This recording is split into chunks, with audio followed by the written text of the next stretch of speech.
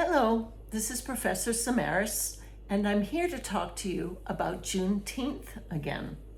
Last video, I read you the story about Juneteenth, which is a brand new federal holiday.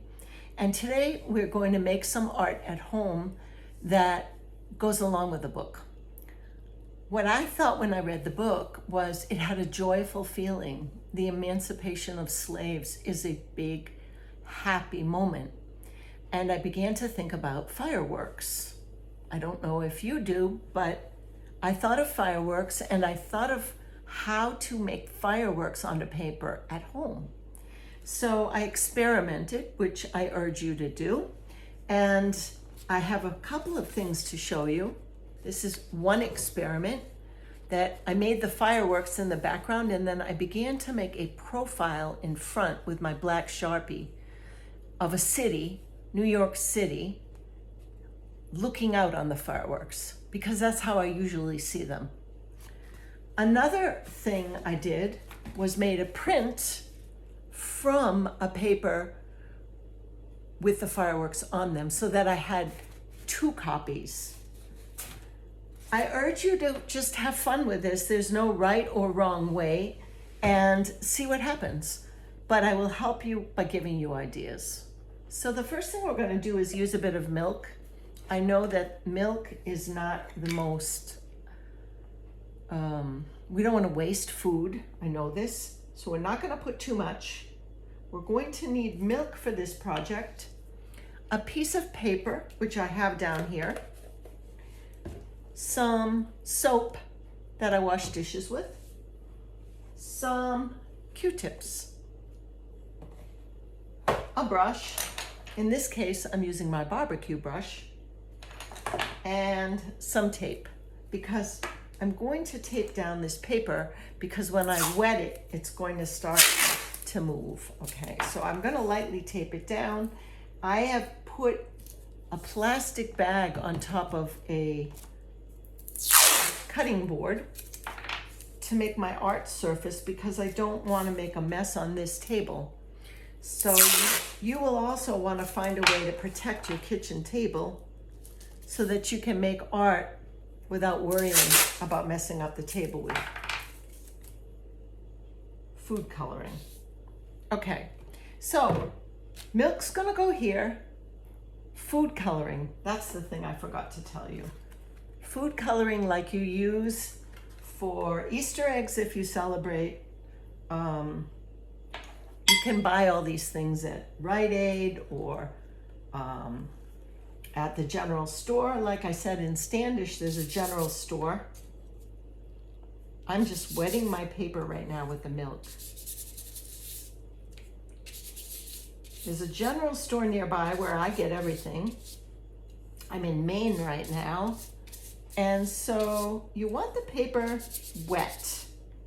What I learned is that this works best when you can feel the milk.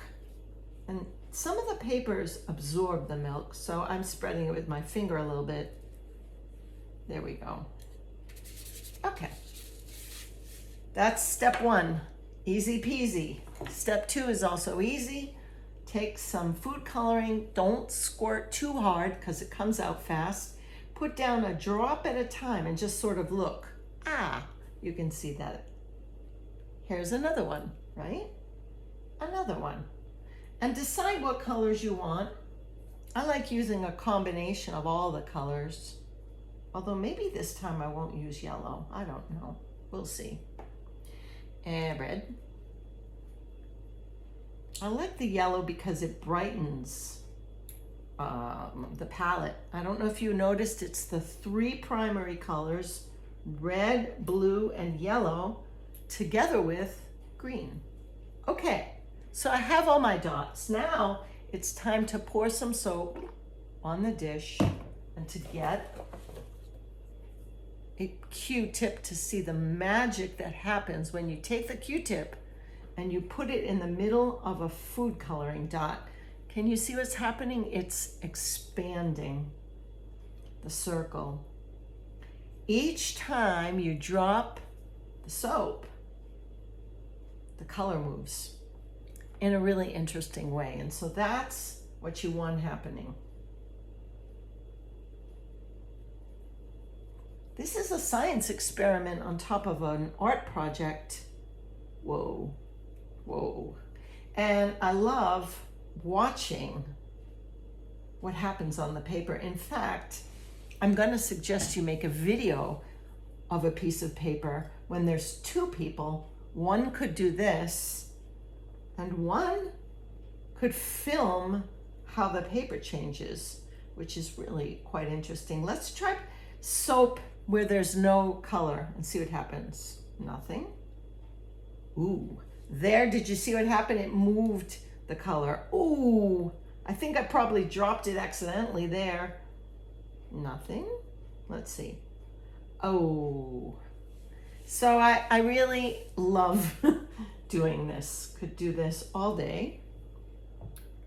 And it makes a beautiful pattern, right? If I wanted, I could leave this piece of paper just like that to dry. And after it dries, I could use black Sharpie on top to draw something so that this becomes the background and the black silhouette becomes the foreground. So you see what I mean? Foreground would be the black silhouette. Background would be all of this brilliant color. This is not a realistic drawing, it's an imaginative one. So what I'm trying to do is not have realistic fireworks, but the feeling of fireworks and the feeling of happiness. Now, another thing I can do is take a second piece of paper and make a print. Because remember I told you this is a print. And the way we know this is because the color squeezed out down here. You see the edge? It's not the taped edge, but it's a soft edge. I'm going to try it so that I can show you. Although normally I would leave that color the way it is, I'm going to do this. So now you kind of just softly touch the paper all over. And you see some of that got on my hands a little. I really don't care. But be careful because there's a lot of liquid here and you don't want it going all over your clothes. Okay, and then you would peel the paper, okay, like this. Peel it up. Whoa. Ooh, yes. Now, you see how it is? You could hold it sideways. Oh, I like this. Sort of making firework ashes falling if you want. See what I'm doing? I'm making it all fall like it's falling from the sky. So again, this is an abstract piece of work, and what we're looking for is the feeling of the thing. Now, once I'm happy with that, I need a place to dry it. Hopefully, you've thought of that in advance, and you will put your paper that's wet, down on the floor on a piece of plastic or something else. And this one here, I will just leave like this till tomorrow when it's dry. So I hope you enjoy working with this method. Any kind of paper can be used, but the heavier the paper, the better. If you have some construction paper, that's better than printer paper, but you can try printer paper or paper from Rite Aid like this, children's paper for markers, whatever you have. Feel free to experiment, and feel free to go back in. Let's say you have a dark area like I have here. After I printed, I've got sort of a puddle here. Feel free to try to make that move. I don't know if, oh yes, it's still working. So see what I mean? I'm being very experimental. That will still explode, and it brings this area less dark because I thought it was too dark there. It makes this sort of mysterious shape. Okay, that's it from Professor Samaras. Please enjoy.